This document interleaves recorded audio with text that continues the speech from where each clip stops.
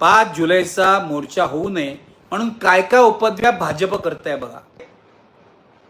भाजपचे प्रवक्ते असतील किंवा फडणवीसांचे दलाल असतील, हे थेट या मोर्चावर हल्ला करतायत.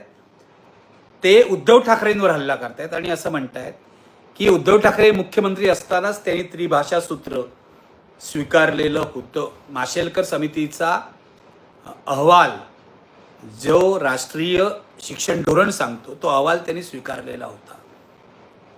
मुद्दा असा आहे, उद्धव ठाकरेंनी अहवाल जरी स्वीकारला असेल तरी त्यांनी त्रिभाषा सूत्राची अंमलबजावणी केली होती का? तर ती अजिबात केली नव्हती. एक तर उद्धव ठाकरेंनी माशेलकर समितीचा अहवाल स्वीकारला की नाही याविषयी मतभेद आहेत.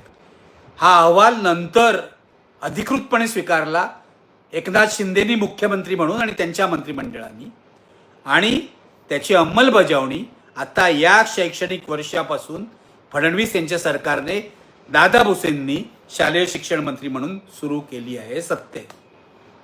तेव्हा भाजपने कितीही अफवा उठवण्याचा प्रयत्न केला, कितीही चुकीच्या बातम्या पसरवण्याचा प्रयत्न केला उद्धव ठाकरेंना बदनाम करण्यासाठी किंवा या मोर्चाला बदनाम करण्यासाठी, तरी त्याचा आता फारसा उपयोग होईल असं मला वाटत नाही.